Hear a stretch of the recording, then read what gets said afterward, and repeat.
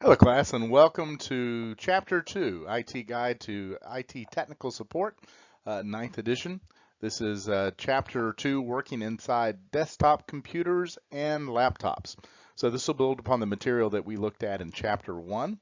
I know that I spent a long time reviewing Chapter 1. That was an hour and 20 minutes. I'm going to try to make today's review a little shorter. I would say that it's all good information, however. So my original 30-minute goal per chapter may be a little too short, but I'll see what I can do. So with that, let's go ahead and get started. So what are the objectives in this particular task? So as outlined here, take apart a desktop computer and put it back together. Again, since this is a virtual class, that may be a little challenging. I'm hoping that some of you may have some old hardware available. A virtual experience is just not the same when it comes to your first hands-on experience with building or repairing a PC, but we'll do the best we can. Some of the labs that we have in MindTap will help to fill in the gap, but truly for those of you that are pursuing an IT career, I think it's important that you take the opportunity to go ahead and find some surplus hardware. So if you're able to, like I said, find some hardware on Craigslist or a state surplus agency. There maybe a friend that's getting rid of some hardware. There are lots of places that you can find some additional equipment. So, bullet point number 2: explain the special considerations when supporting laptop computers, and take apart a laptop computer and put it back together. That second part there, take a laptop computer, or sorry, the third bullet point, take a laptop computer apart and put it back together. That's a little bit to me like taking Christmas lights out of their packaging. If you're like me, once those lights are out of the packages, there's no way you're going to put it back. And the tight tolerances on a laptop do not give you a lot of flexibility. Plus, because of the small size of some of those components, you might actually break a component off. The bezel is a good example. The bezel is the frame that goes around your screen. That can snap off if you don't remove it in quite the same way. So unlike the desktop computer, the laptop, if you should only disassemble a laptop if it's a piece of hardware that you can, we'll call it sacrifice, right? In other words, you don't need to put it back together to make sure it's in good working order. I certainly would not recommend that you take apart your primary laptop. It probably won't end well. And that's not because you aren't capable of doing it. It's just that the first time that you complete such an exercise, it's a learning experience. And so as you are experimenting with the way that the laptop is built or put together, you're bound to have some mishaps. So again, I would only recommend that you disassemble a laptop that has otherwise been retired. Okay, so how to work inside a desktop computer case. Well, we looked a little bit at the tools in the last chapter, and so that's going to apply here too.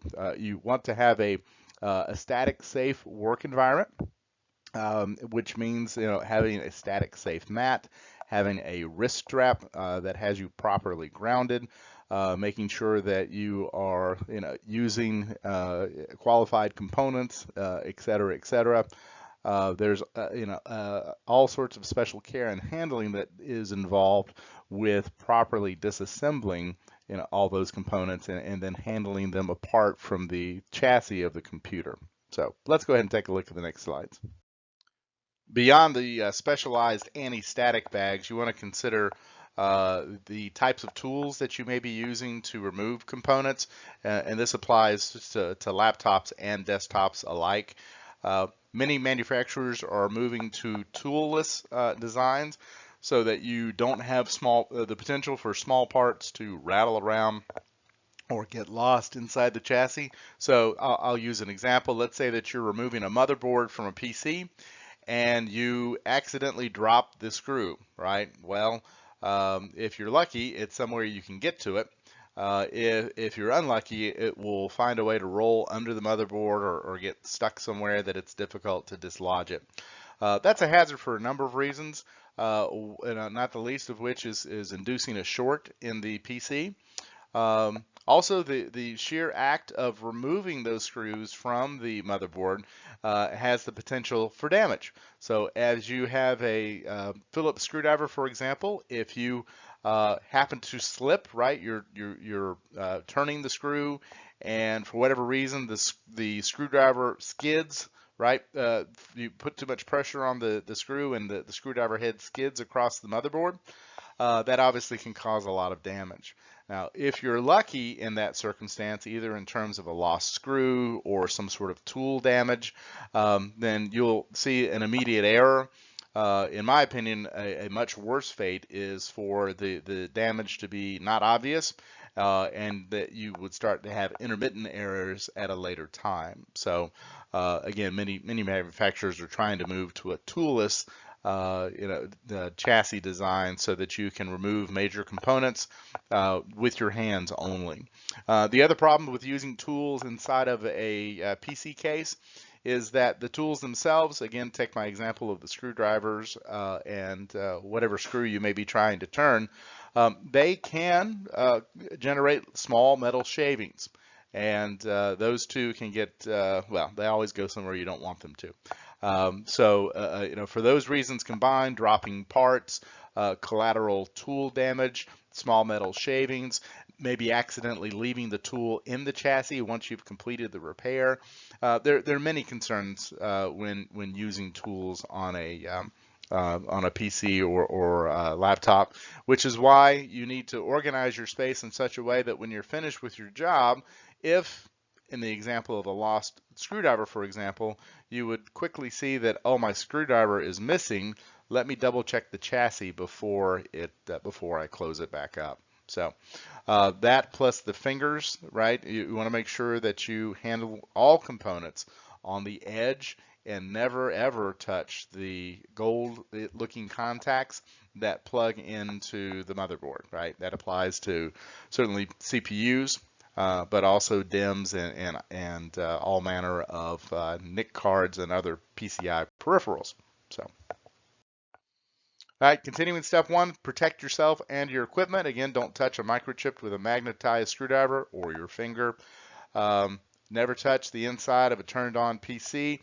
That's worth a comment here because there used to be a school of thought about that, saying that it was a good idea to work on a PC with it plugged in, maybe not turned on, but plugged in. And here's the way the thinking went. First of all, let me say I totally disagree. But the thinking was that if it was plugged in, that you had a pathway to ground. And in that way, you were protecting yourself and your equipment from harm because it had that easy path to ground, and any static electricity, for example, would easily discharge in that route.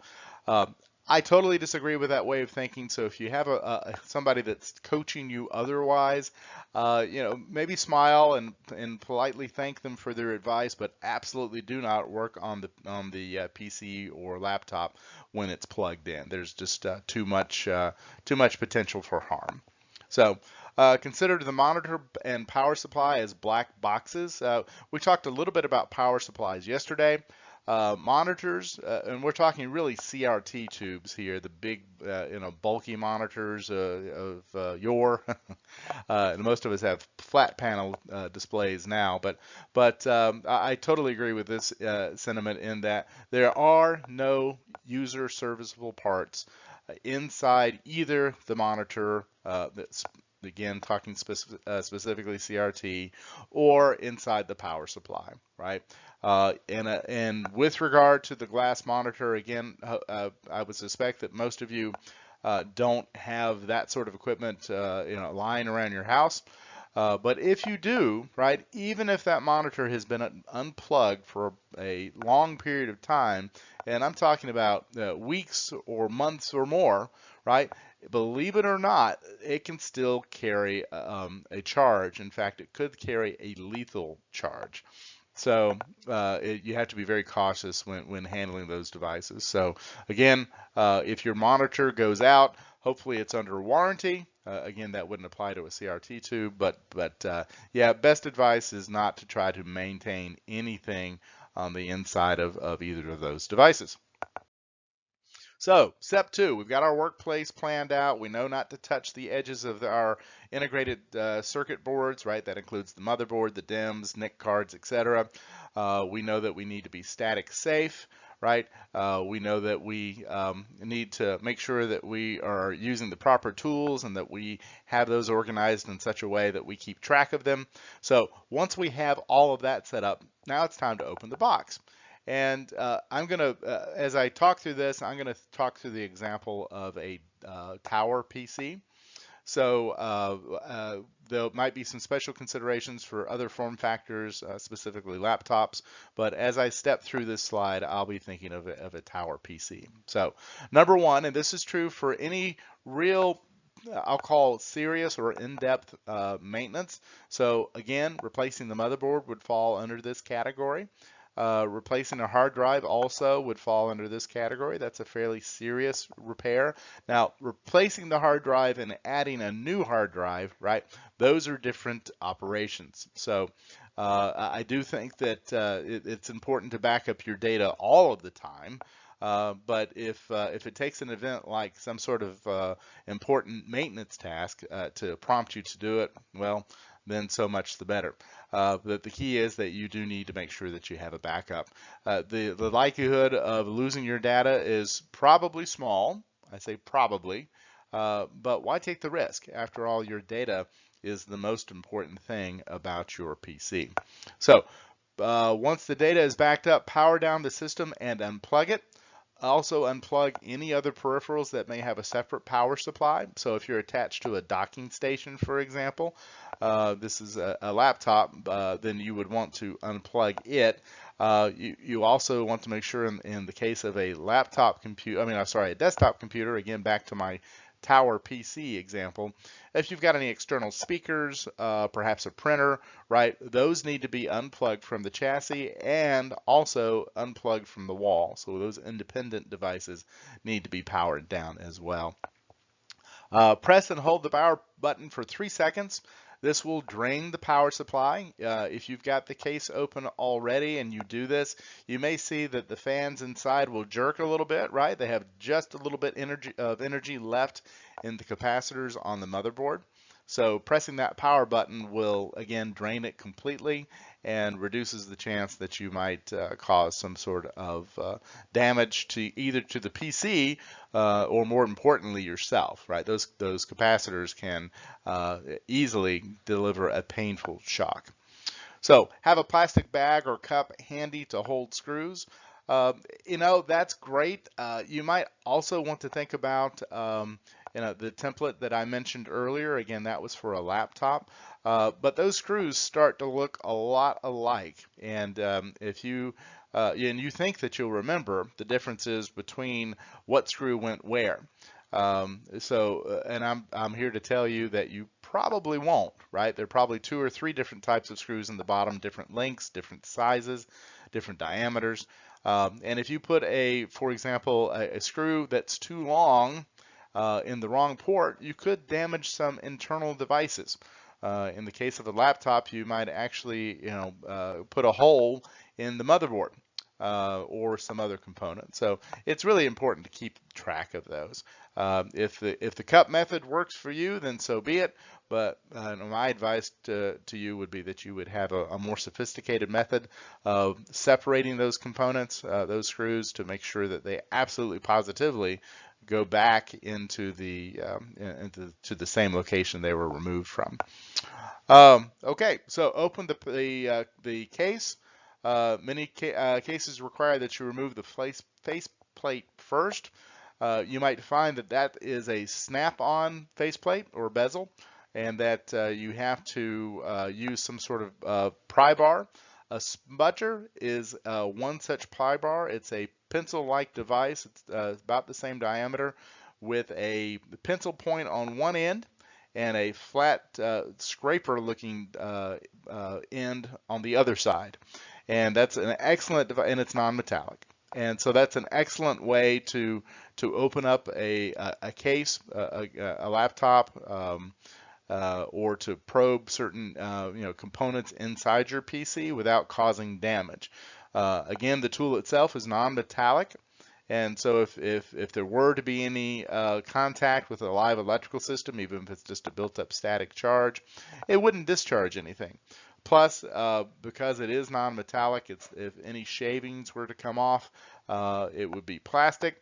Finally, the opportunity to cause incidental damage or collateral damage to other devices is small because it's not a screwdriver. And again, most of that's used for resetting a device, right? Small buttons with the pencil end, or the pry bar end to open up a bezel or other faceplate or something like that. Next slide. All right, so here's a typical example of a tower server. And all of the devices that they have listed there are built into the motherboard, which means that those won't need to be removed separately. This particular example also has a PCI card, so that will need to be removed before obviously the motherboard is removed. Okay. Here the technician is removing the screw so that that whole side panel can slide backwards. Oftentimes you'll find captive screws that are used for the same purpose so that you wouldn't even have to use a screwdriver, right? It's just a big, almost thumb screw type of design. And so that you don't lose that thumb screw, again, many manufacturers use what's called a captive screw, kind of a spring-loaded device that is convenient for a number of reasons. Number one, like I said, you don't have to use any tools. Number two, there's no threat of losing that particular fastener because it is in fact connected to in this case, the cover of the PC, the side panel. So, our illustration here, though, again, is showing a more traditional approach, taking the screwdriver to the side panel, screw and removing it. Here is again, this will differ by manufacturer. So in this particular example, they're showing that our clips are snapping into place to hold this side panel here. You may have a combination of one or both of these, but you'll want to examine the case carefully before you actually try to remove it. If the case doesn't open easily, make sure you have a good understanding of how it's supposed to fit, and don't try to force a case that you're opening the wrong way, because either you've forgotten to remove a particular type of fastener or that it's attached to the chassis differently than what you imagine that it is. Okay, in this case, they've removed the screws. They're pressing down ever so slightly and then pushing the entire panel toward the rear. Also, it's worth noting, notice that it's got a clear side panel on this particular box. Gamers are pretty fond of this sort of configuration. If you add some additional peripherals in there, say for example a high-end video card or a water-cooled CPU, then that's some expensive hardware. So many gamers decide to show that off by having a clear case or a window on the side, if you will, with lights inside to highlight just how fancy their PC is configured. All right, so we've now opened the computer case, right? In this example, we're removing the bezel from the front. It may be necessary to, this varies by manufacturer. You might have to remove the bezel in order to remove the side panel in the first place. You may have to remove the side panel and then the bezel to be able to remove, peripherals or other front-loading media drives. That applies to CD-ROMs, DVDs, hard drives, etc. It just depends, right? There is a lot of variation in the way these cases are manufactured. So here we are again, another example. In this case, they had a single screw in the midpoint that was holding this together. Single screws are easy to lose. So if you're doing this sort of operation, make sure that you've got, as this chapter suggested, a cup or template that you can use to keep track of the loose hardware. Okay, so once you've got your computer case open, in this example we have managed to take the side panel off. Uh, Clip your ESD strap to the side of the computer case. Now, the ESD strap comes in a number of different forms, but basically it's a wire that runs to a paper or fabric wristband, right, that you've got on your wrist, and then there's an alligator clip on the other end that you will clip to the hardware, like clip to the PC. And that means that while you're working on that PC, if that wrist strap is worn properly, it will have a metal disc on the underside of that wrist strap that comes in contact with your skin. And what that does is it constantly drains any static from your body. It makes sure that your wrist is serving as the shortest path to ground and not your fingertips as you handle these components. So once you've got your ESD strap on, and again, you should be working on an ESD safe workspace that can have a number of different components, but at a minimum, when you're working on your PC, and again, this applies to a laptop or tower, you should move it to a static safe workspace, which will could include at a bare minimum a mat, but also probably has some other features like a floor mat, a wrist strap, you may have a heel strap, you may have a static safe jacket, right? There are lots of different steps that you can take to protect you and your hardware from damage during the disassembly. So after opening, you will see the main components, the power supply, the motherboard, and the drives. Again, there's a lot of variation here between manufacturers, but also a lot of similarity. So if you have a PC that has one hard drive and perhaps one DVD drive, I think that you'll find that the wiring behind that supports it is pretty straightforward.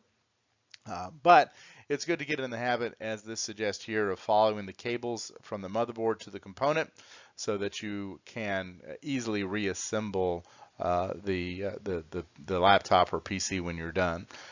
Again, one of my favorite things to do is to take a picture just to make sure that I'm reassembling it exactly like it was before I opened it up. So. Okay, in this example, the technician, does have the side panel off, and he's clipping that alligator clip to the chassis to provide the ground. That black strap, you see that yellow attachment point there. On the underside of that, there is a disc, right? A silver metal disc, and that comes into contact with your skin. And again, in so doing, allows you to safely discharge any static electricity so that it doesn't damage your system. So, removing expansion cards. Now, this will apply strictly to PCs, right? So, laptops don't have expansion cards per se, especially a modern PC. Some of them are completely encapsulated or closed so that you cannot open the case. Even down to the level of the battery. So the expansion cards here are referring to things like video cards or NIC cards or RAID cards, et cetera, et cetera. And it allows you to expand the capabilities of your PC to provide, some sort of new functionality. So their recommendation here, if removing components, draw a diagram of all cable connections to the motherboard, expansion card, and drives. Use a felt tip marker like a Sharpie to mark components in order to indicate a cable connection, board placement, orientation, etc. Again, I think that a picture is a great way to document all of this. Plus, if you've got sort of a vanilla or standard PC installation, you might find that you've only got one or two peripheral devices inside the box anyway. So it's always a good habit to get into to make sure that you understand where all the cables go. But in many cases, those cables are keyed. And as I said, you may only be using one or two connections in the first place. Okay, so here's an example of several connectors actually that are being plugged into the motherboard. Those cases or those wires look to me like they are supporting a number of front panel displays. Like I'm going to go out on a limb here and say based on the placement of those plugs and the types of those black ports in the foreground, which are for hard drives, that those 2-wire leads, and it looks like they're 4 pair, that those are for front panel displays, like perhaps the power switch, hard drive activity, warning lights, etc. So with something like this, it is important to make sure you understand where it is oriented. Many of the cables inside your PC will be keyed a certain way, which means you're protected from installing it backwards or upside down or basically wrong, right? It only goes in one way. That's what it means to be a keyed connection. But with connections like they're showing here, you can easily reverse the connection, which can reverse the polarity of whatever device you're attaching, which means you may prevent it from working in a best case scenario, or in a worst case scenario, it could actually damage the device that you're attaching. So it is important with this style of connector, because it's kind of hard to see in this picture, but that yellow pinout on the motherboard that particular harness is plugged into, those are straight, smooth pins sticking out of that, we'll call it a socket, sticking out of that socket. Now you notice just to the right of that, there's a smaller socket. It has 2 pairs of posts coming up out of a black insulator. As you can see, it's a little clearer there. It's just a smooth copper pole, right? It's just a smooth piece of copper that's sticking up. So this is not keyed and can be mistakenly plugged in. So do be careful when again, if you decide to remove or disassemble a PC. Some little parts like this may in fact be kind of confusing as to how they should go back together. So remove expansion cards. Again, the expansion cards are all the devices that you've added to your PC. They plug directly into the motherboard. So PCI cards like RAID cards or RAID cards or video cards, perhaps even some sort of audio cards, right? All those are plugged into the motherboard instead of having them built in. So it is important to pay attention to which card goes in which slot. As you will see later on, many of the PCI slots are different. They're different lengths. They too are keyed, meaning that they will only accept specific types of cards. So it can be it is very important that you pay attention to which slot the cards are going into. Certain PCI slots also have locking mechanisms. So this is true in the case of high-end video cards, for example. They also have their own CPU on board, many of them, but they often will have a locking tab that holds the card in place to keep it from over time wiggling its way out of the PCI card slot with enough vibration, either from the fans or from environmental vibration. The card can over time get a little crooked inside the PCI card, which can produce a whole host of issues from intermittent errors to outright damage. So, all right, continuing down the list here, we've already talked about a couple of these things. Grasp the card with both hands and remove it by lifting straight up. Again, you don't want to touch the edges. You want to make sure that you have a safe place to store it once it's removed. Also, you might have a built-in clip that's attached to the chassis that's holding that card in place instead of a screw. I will tell you that a lot of manufacturers have gotten away from having screws mount the cards for a number of reasons, not the least of which is, like we talked about earlier, losing that screw somewhere in the chassis. That can be a really big deal, and if you have to go searching for that screw, now you've opened up the opportunity for all sorts of additional collateral damage. So again, a lot of new manufacturers or new PCs will have a clip that's attached to the chassis instead of having a separate screw that holds it in. Moving to the next slide. Okay, so in this example, many of the plugs here, or all the plugs in this example, are labeled. That's great. Well, I'm here to tell you that that won't always be the case. If you have labeled connectors, then good for you. But you'll notice this again, we'll call it a socket.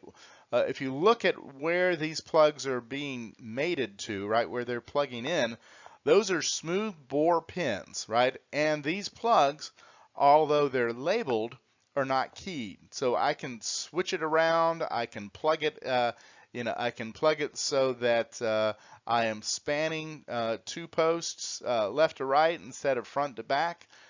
In this example, let me see. It's kind of hard to orient, but these plugs should run front to back instead of side to side. So, but that doesn't mean that you can't easily install it side to side. Again, this is a near resistantless, right? There's no resistance whatsoever to these plugs when you try to attach them to this type of connector. So, if there was one area inside your PC that you want to make sure to carefully document, it would be this.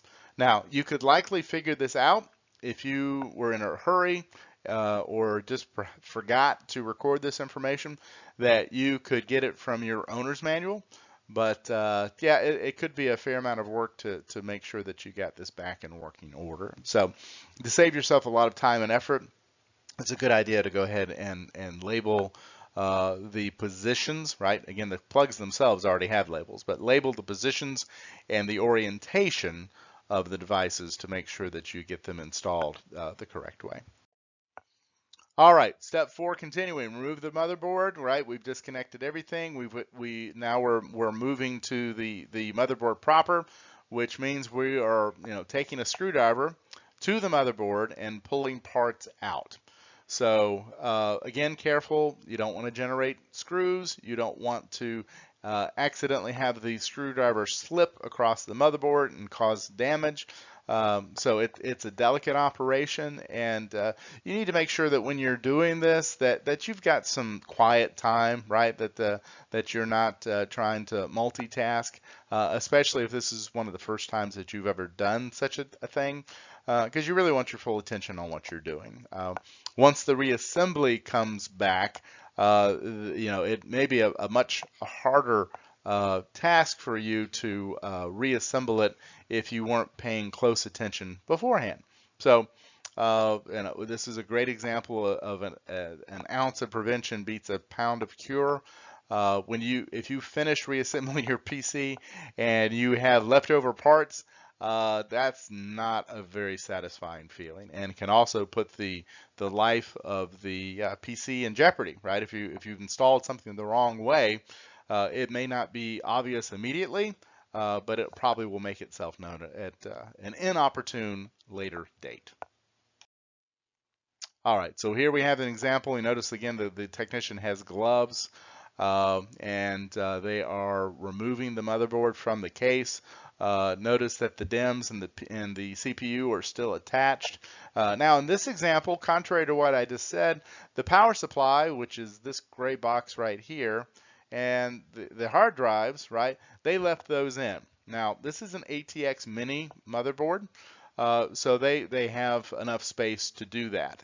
That may not always be the case for you. So again, I would say that it would probably be a best practice or a good idea to consider removing those devices first, especially if this is just an exploratory teardown. If you're doing this as part of this class, for example, just to see how everything fits together, then yeah, go ahead and do yourself a favor and pull out all the components just to see how everything plugs in. So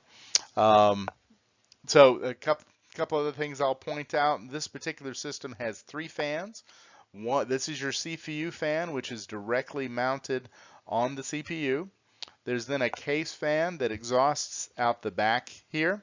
And then there's the power supply fan. Now, we talked about last chapter how important it is to keep your PC clean. And that is true. These are the areas, especially this rear mounting case fan. The rear mounting case fan and the bezel on the front are obvious contact points for collecting dust. So if you follow my advice and take a twice a year approach to cleaning this, that means in the spring when we spring forward to daylight savings time, and then in November when we return to standard time, that you would remind yourself during those dates that, you know what, I probably ought to, clean my computer today. Go get a $4 can of compressed air and spend half an hour blowing out the dust. Dust and heat are the enemies of PCs and other peripheral or other components like this, and you will extend the life of your hardware just by keeping it dust-free. All right, to remove the power supply from the case, again, the different manufacturers will have different mounting points, but it's probably safe to say that you've got some sort of screw, either captive or otherwise, that's holding it into place, and I expect that you'll probably rapidly figure that out. So it's pretty straightforward. There are usually two or four screws that are mounting out the back of the case, and maybe one or two that mount on the inside of the case. But if you've made it this far in your disassembly, you can easily handle taking out the power supply at this point. And here's an example. So you notice in this picture, the power supply has 4 external screws, right? And those obviously are the main mount points. Then internally, on the back side of this power supply, we'll call it the bottom, which is really the side when it's sitting upright, but on in this example, the bottom of the case, there's an L-style bracket generally, or something similar to that, that's holding that power supply in place. Okay. Now we're on to the hard drives. So again, once you have gotten this far in your disassembly journey, things are probably starting to look a little familiar, right? You've taken a lot of hardware out already. So the drives are not that difficult. As it says here, you may have some that have a friction mount, which they're referring to here as a clipping mechanism to hold them in the bay. So you might not have to take out any screws at all. The one thing I would caution you about here is to make sure that you pay attention to if you have multiple hard drives, hard drives and or SSDs, that you note the position that they're plugged into the motherboard. It's not really a matter of making sure that they're in a right boot order, but there are specific ports on the motherboard that need to be reconnected to the appropriate SAS or SATA cable in order to operate properly once you've put the computer back together. So make sure that you're looking at that. They'll likely be labeled something like D0, D1, D2, etc., or SAS 0, SAS 1, SAS 2, or SATA SAS 1, SAS 2, and they'll be clustered together. So make sure that you're paying attention to that, and that, again, if you need to take a picture or jot it down, do so, because although it's blindingly obvious to you as you're assembling it, once you've got a bunch of parts sitting in front of you, I will tell you from experience that it becomes a lot less clear. All right, so here we are removing a CD-ROM from the front of this PC. And we've removed the cables from the back. Notice that this will snap into place in this particular chassis, which is nice, right? Again, no tools involved here, and makes for easy removal and reinstallation of this particular component. All right, continuing down the list here, here's a and I'm sorry to laugh, 3.5-inch floppy drive, right? I'm sure you've all got one of these in your house. But yeah, the mounting is still similar, even if that was an SSD or some other sort of card reader, I suspect that you probably don't have a 3.5-inch floppy drive available to you anymore. But the mount points here, the mounting technology is still commonly used. And again, if you've made it this far in your disassembly journey, you're probably pretty well versed in the types of connectors that your particular PC is using. So, okay, so in this case, we are continuing with the hard drives. Notice we've got a SATA hard drive there that's flat on the table. What's happening on the left there is in this example, there is a hard drive cage that these drives were mounted in. So these are not friction mounts, meaning that you had to take out this hard drive enclosure and that in theory will contain all of the hard drives. And then once that cage is removed, then you can remove the individual hard drives from the from the cage. Now that's not a common strategy any longer. Again, it's much more common to have plastic rails. Those are the plastic pieces that go on either side of the hard drive. Plastic rails that attach to the drives, and then they slide into the chassis itself. But if you do happen to have an older PC, you could see something like what's pictured here. Okay, so now we've taken everything apart, and we have a big pile of parts. It is now time to reverse that process and try to start reinstalling everything. So just as this slide suggests, I think it's a good idea to go ahead and start with the motherboard, right? Since that's the heart of your PC and arguably the biggest single component that you're going to be installing. Go ahead and get that installed in the bottom of your chassis before you start adding other items on top of it. Now, again, if this is not a new PC, and I'm going to suspect that it's not, it's probably a good idea at this point to take this opportunity, since the hardware is outside of the chassis, and take a can of compressed air and thoroughly clean that motherboard. So again, your motherboard will thank you.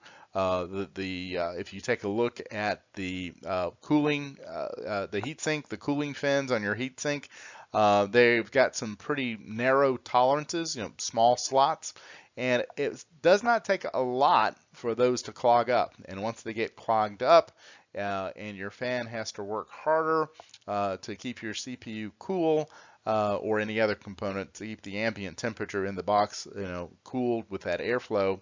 Having that dust there makes the whole process much harder, and it makes it more difficult for your cooling devices to do their job. So here we have again, we're reassembling everything. They're showing mount points here. Again, your particular installation is likely to look different. Also, a good thing to remember, don't force any of your components back into place. Now, I'm not talking about peripheral cards where there might be a certain amount of force that you have to use to get it to properly attach to the PCI slot. No, I'm talking more about getting a piece of hardware like your motherboard to properly line up, or to sit back in the chassis like you think it should. You never ever want to flex the motherboard, right? That motherboard may have several layers to it, and in flexing it, you may actually be breaking what they call traces. Traces are wires that run through the motherboard itself to other components on the motherboard, and if you flex it, you could actually damage it. Now, it's again one of those things that it may not be immediately obvious that you have, in effect, ruined your PC, but it does, it can cause some serious irrevocable damage. So when you're putting the motherboard back in, it should sit back in easily. It should slide into place easily. You would never ever want to try to take a screwdriver or other tool and try to pry or otherwise force it into place. If you're having to force it into place, something is wrong, right? So you didn't line up something, or there's a extra piece of hardware maybe that you left behind, but there is a problem. So Okay, connect the power cords from the power supply to the motherboard. Now, again, this doesn't mean plug it into the wall. This just means after you've installed the power supply, the motherboard, go ahead and reinstall the power supply. Again, this is where your notes will come in very handy, or your pictures may come in handy. The main connector from the power supply to the motherboard will be pretty obvious, but some of the other auxiliary power supplies may start to look a little confusing at this point if you have a number of devices in your chassis. So I'm talking about multiple hard drives, which could include SAS, SATA, and or SSDs. All right, so here's the main connector from the motherboard to the power supply, and you notice that this in this case is a 24-pin connector, which is pretty easy to install. It's going to be the only plug that looks like that on your motherboard, so that one will be pretty easy to distinguish. But the other plugs are more generic looking and may not be. Now, one word of caution. These pins inside of the plug here are made out of aluminum, and they're female, right? So they've got a hole in them. Inside this connector that's attached to the board, there's a male pin. And these don't like to be taken apart a lot, because here's what happens. When this is first installed, right, the very first time this is installed at the factory, these pins deform a little bit to form a really good seal. So when you plug this 24-pin connector into this slot here, the female pins bend a little bit to give you, they deform. In other words, you're forcing the pins from the motherboard into this connector. And if you do that multiple times, plug, unplug, that will cause, the pins to bend a lot more than they were intended to, frankly. So you could introduce, like I said, intermittent errors or other problems. So I just throw that out again for your consideration. It's likely that you've only done this once or twice, and that would not present a problem. But if for some reason you decided, you know what, I think I'm going to install this motherboard 10 times, right? Then again, just be aware that doing that could potentially, introduce some problems. Okay, so here we have, a secondary plug also coming from the power supply that is going to provide additional power to, well, other devices. In this case, it says processor, although my picture is blocking it. It can also power other parts of your motherboard. So if you've got a DASD backplane, the DASD is what your hard drives plug into.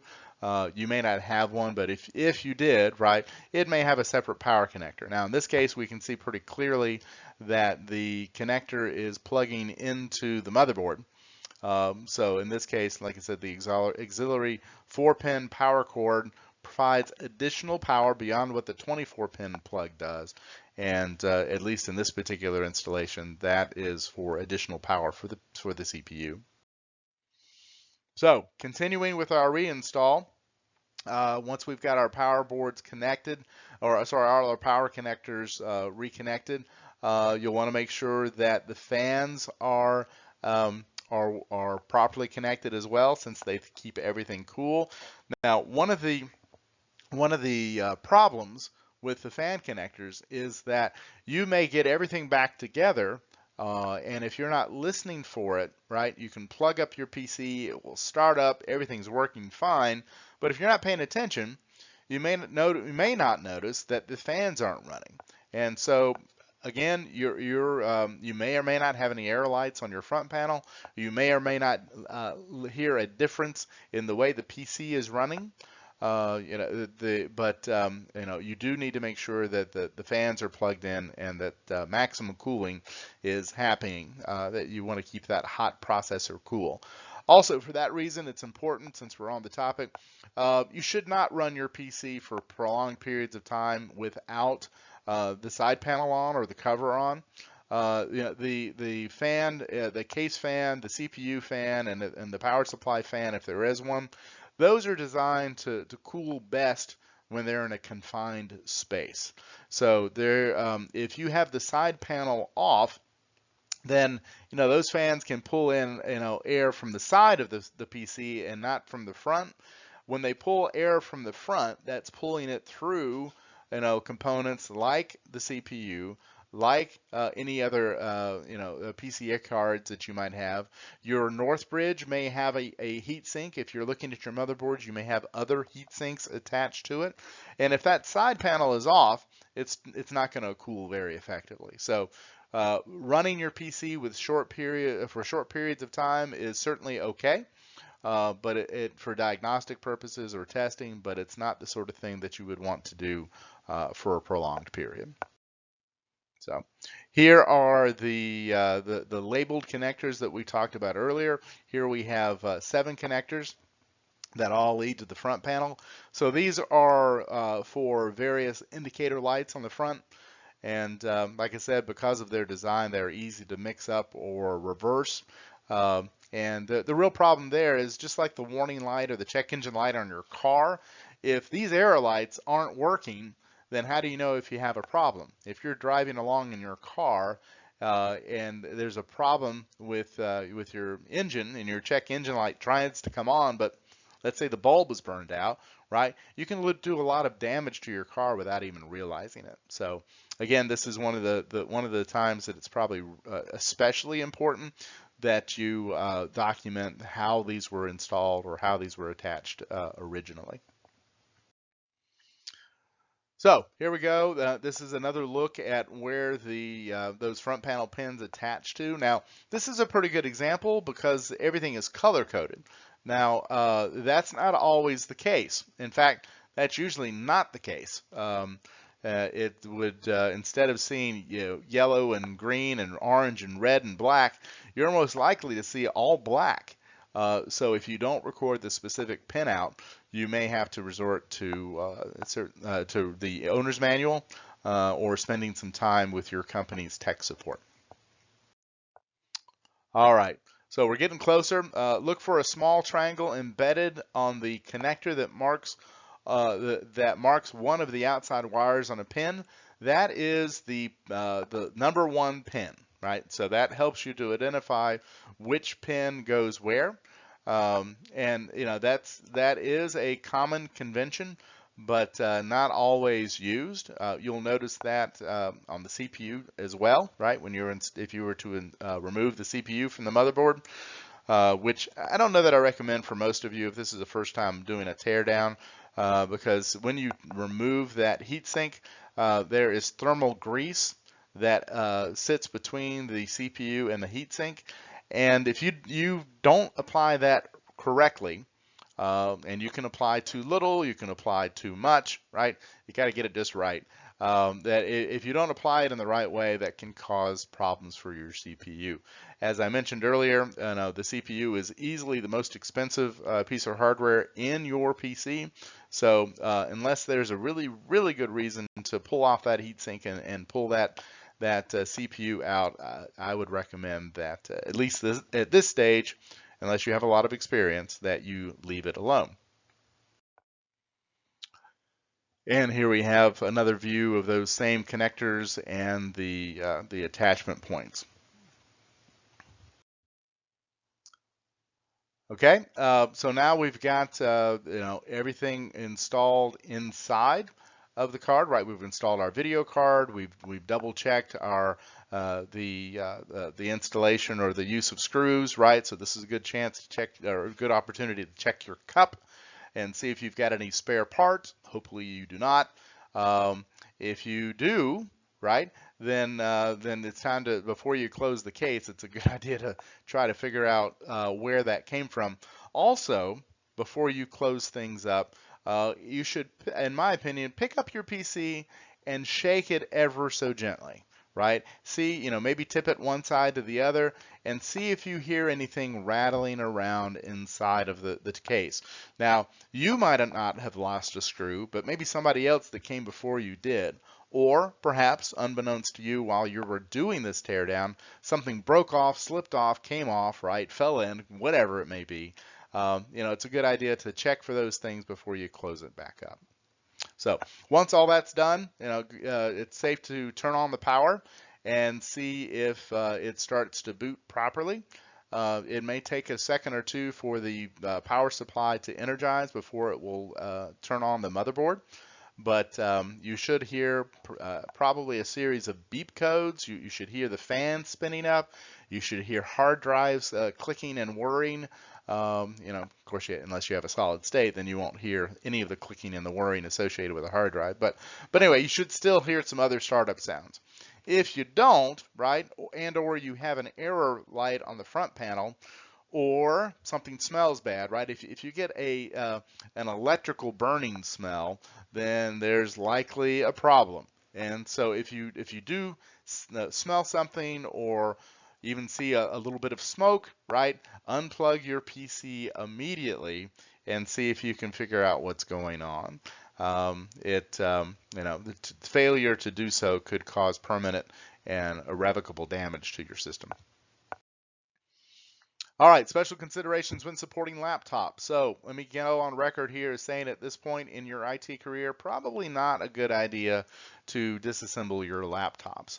Now, I've said before, I work for Lenovo. I've had lots and lots of laptops from Lenovo, and I have on occasion done some of my own repairs. I do get, a lot of hardware from them and, from my company.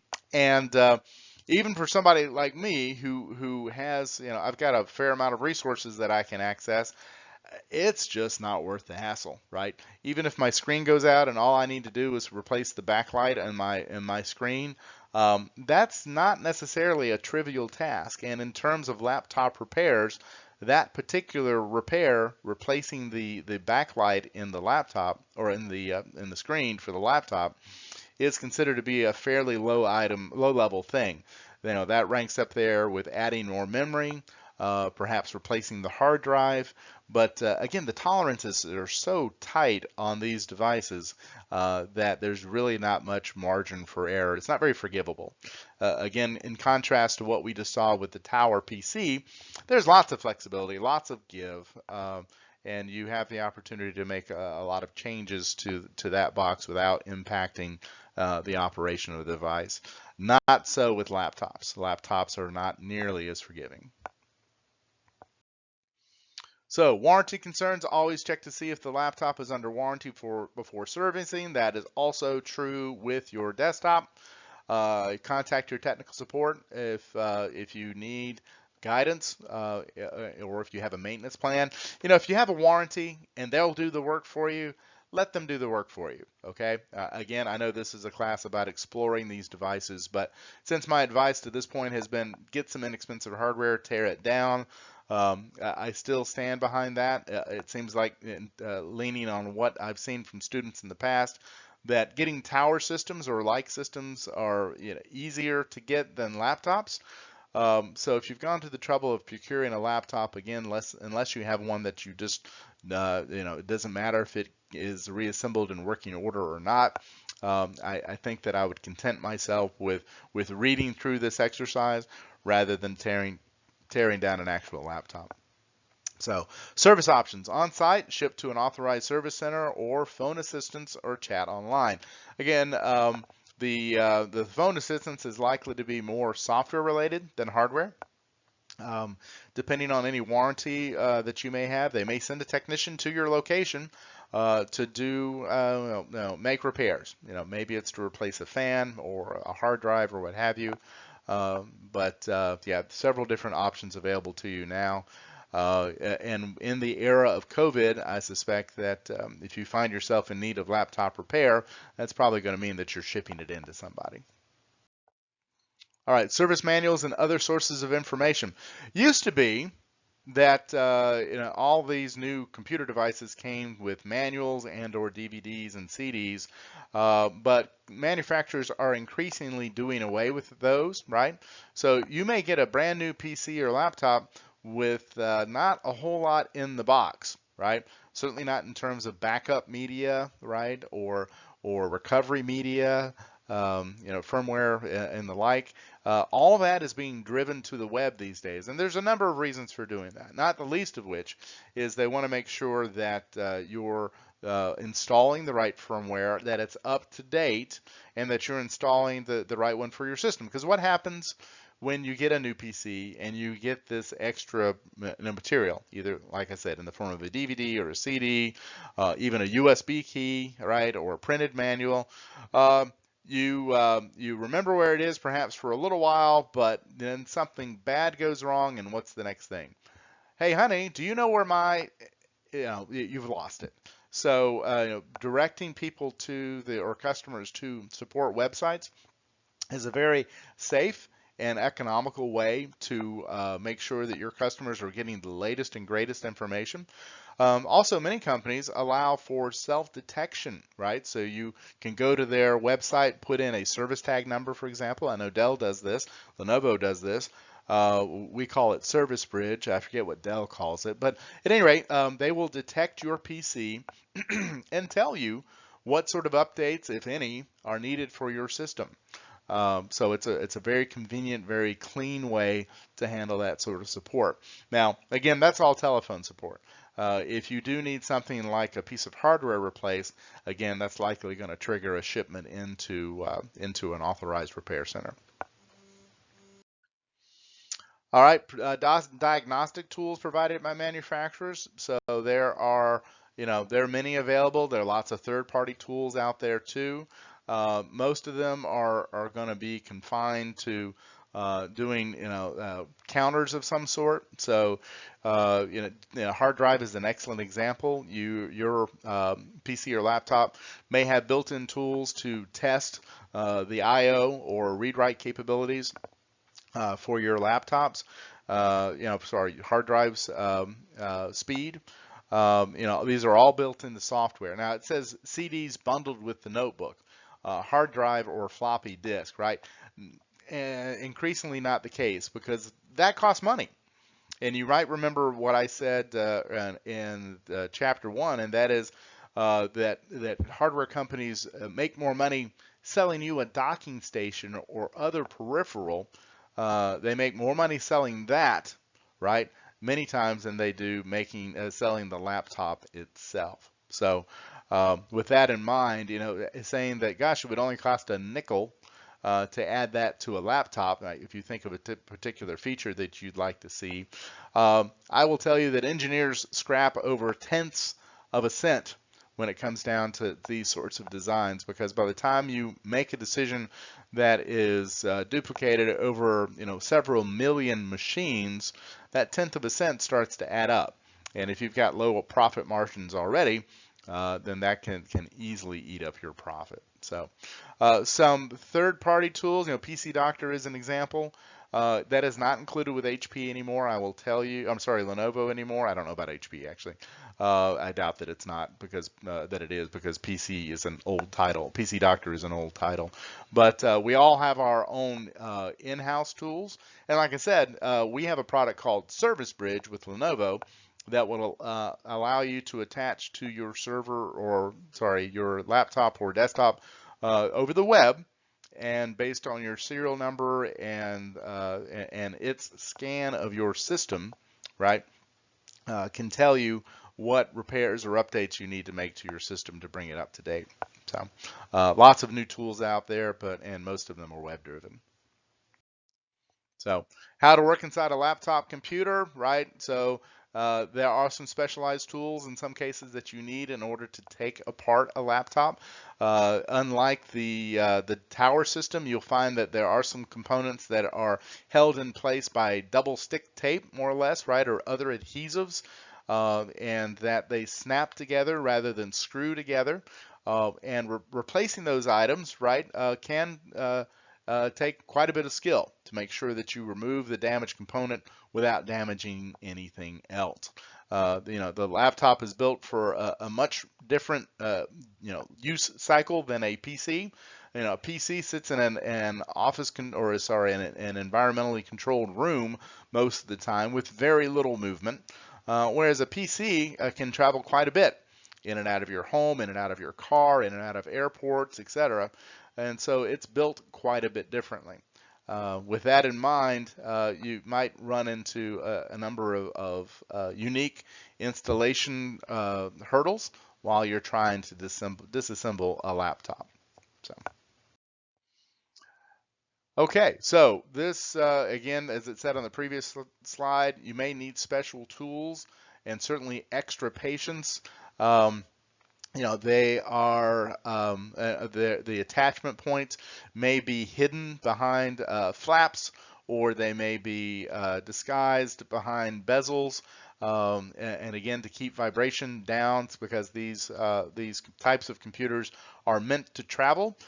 You may have some difficulty finding it. Again, it might be under a label, might be under a keyboard, et cetera, et cetera. So it is not. If the PC was pretty obvious and open, the laptop certainly is not. So same considerations in terms of a static safe work environment. Now in this case, they have the clip attached to a serial port on the back of your laptop. So a couple of things. One, you're not likely to have a serial port on the back of your laptop anymore. Two, unlike the PC, um, you would likely not attach your alligator clip to the PC itself. You would probably attach it to your static safe workstation, right? So it may be plugged into a static safe point on your table. You may have static safe shoes on, or a booties that will also act as like a wrist strap, et cetera, et cetera. But unlike what's pictured here, which is a serial port with an alligator clip on it, there you don't have the same sort of attachment points for a laptop that you do with a PC. So again, this is likely to be a static safe workstation than just that will drain your static and not draining it from the chassis itself. Okay, many small screws require smaller tools and or specialized screwdrivers. So before you start tearing things apart, if you've decided that that's what you want to do, you should make sure that you have the right screwdrivers.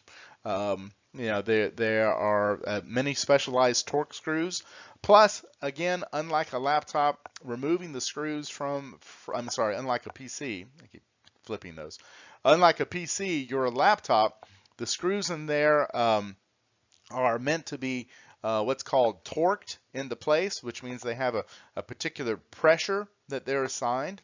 If you don't install with the correct pressure, again, just because of the nature of the laptop's use and design, it can cause problems. So it is important, again, that if you're going to do a laptop teardown, that you have the right tools and or right types of screwdrivers, which may include a torque wrench. As we mentioned earlier, it is exceptionally important to make sure with a laptop that you keep track of your screws. I mentioned that Lenovo, when they do a laptop repair, they keep the screws long enough to make sure that everything's mapped out correctly, but when it comes time to reassemble the device, they use all brand new screws. And there are a number of reasons for this. One are tool marks. Customers complain when they get their laptop back and it was disassembled, and it was just a normal disassembly process, but the screws themselves had some tool marks on them.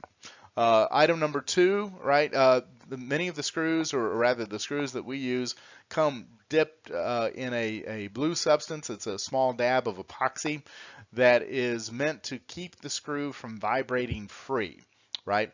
So if you reuse the existing screws, obviously that epoxy isn't fresh, and that opens up the possibility that the screws could potentially vibrate out over time and compromise the performance of your PC or laptop. The final reason, again, was that you want to make sure that your screws are going into the proper holes. If you put a long screw in the wrong hole, even if it's the right bore, right diameter, if it's too long, it could damage the component underneath it. It could, up to and including the motherboard. So it's very, very important that you keep track of all the hardware and that the screws go into the appropriate slots. Right, here's an example of a diagram that shows where everything goes. Again, a picture is worth 1,000 words at least. So, take a picture of all of your components before you disassemble them. Right. Additional, disassembly tips. Find the service manual. That's probably going to be online anymore. Maybe that's a problem if you're disassembling your laptop, but again, hopefully that's not your only device. If the warranty is still open, stop. Do not pass go. Make sure that you paid for that warranty, right? It's likely something that you paid.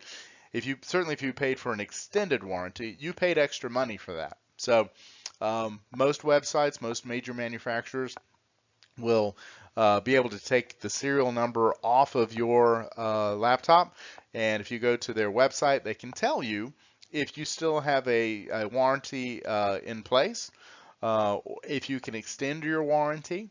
They'll give you all sorts of different options, so that is definitely worth checking. It could be the case that if you disassemble your PC, that you will have in fact voided the warranty.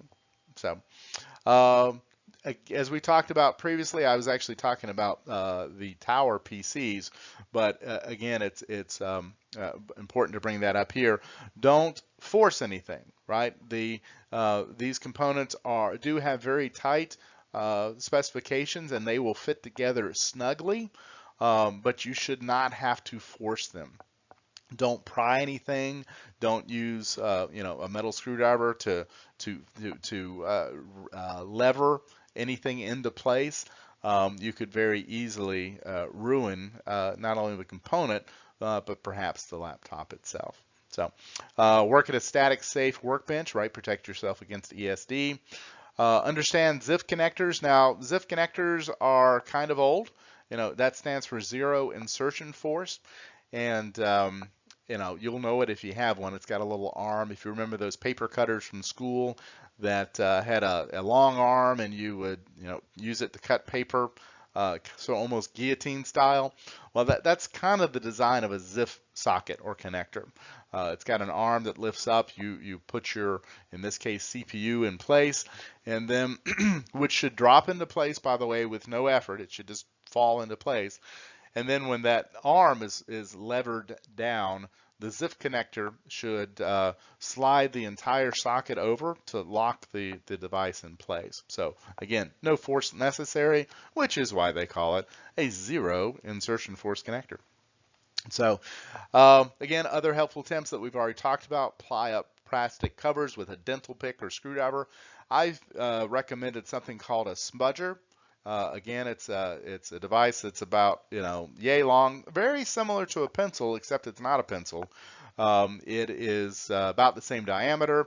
It's going to be some sort of black plastic generally. It will have a point on one end and a flat chisel tip on the other. And that flat chisel tip is used to do exactly what they're talking about here: ply up plastic covers and maybe do a reset if you've got a reset button that's only accessible through a small port. That pencil tip on the spudger is just the device you need. All right, so here we have an example of a ZIF connector that's not used for a CPU.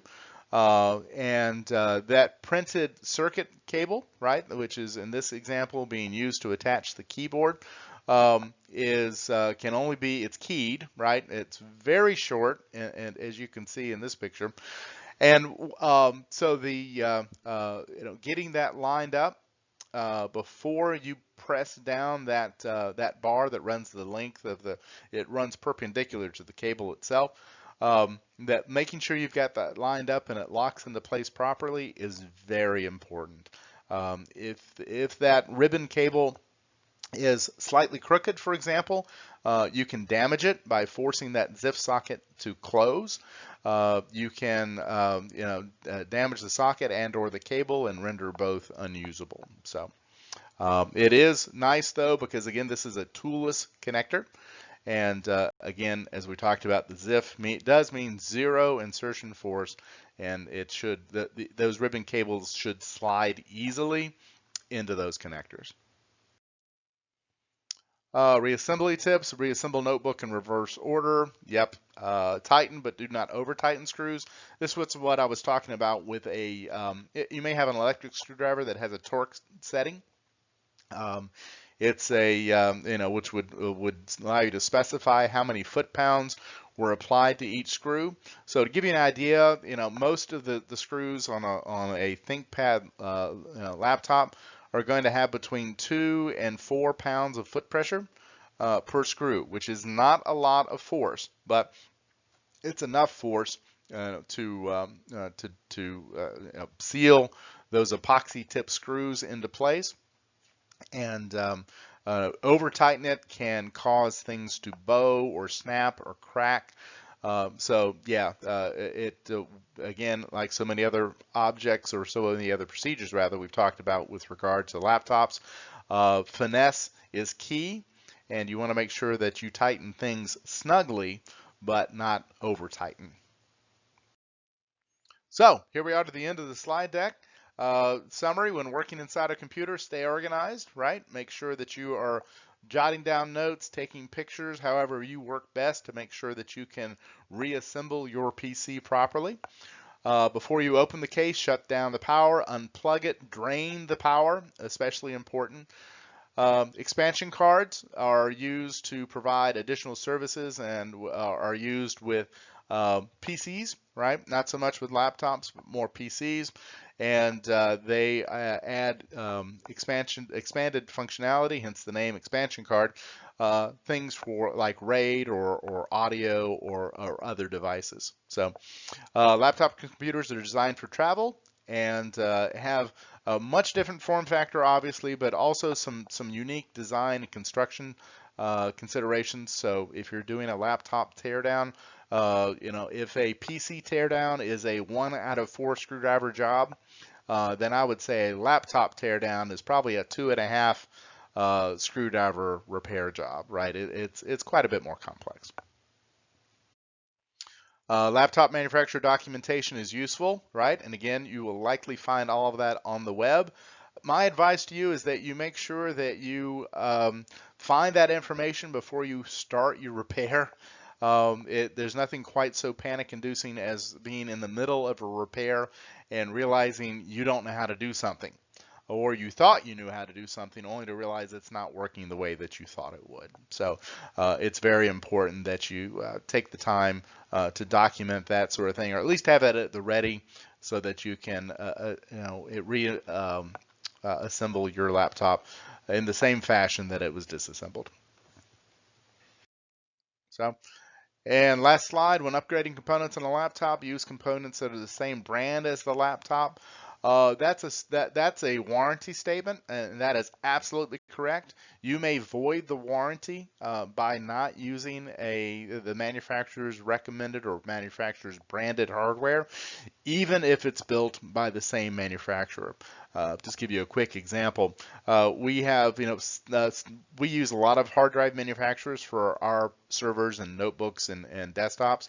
And Seagate, a good example, Seagate will build our Lenovo branded hard drives. And sometimes we have customers that will go and buy the very same Seagate drive, right? But it doesn't have the Lenovo label on it. They'll install it. Well, the Lenovo labeled device is covered under warranty, and if it goes bad, we will pay for it, right? You will get a new drive free of charge. That Seagate drive, which is not Lenovo branded, doesn't have that same sort of coverage. So even though it's exact, it's not really about being the same component. It's more about what did you pay the company to provide. So again, be careful when you're replacing hardware in a laptop. Be careful of that warranty, because again, you might have paid, or whoever purchased the laptop might have paid a premium to have extended warranty coverage. So with that, that's the end of this slide deck this evening. Thanks for listening. Hopefully this was helpful, and I'll see you next week with chapters 3, 4, and 5. Have a good night.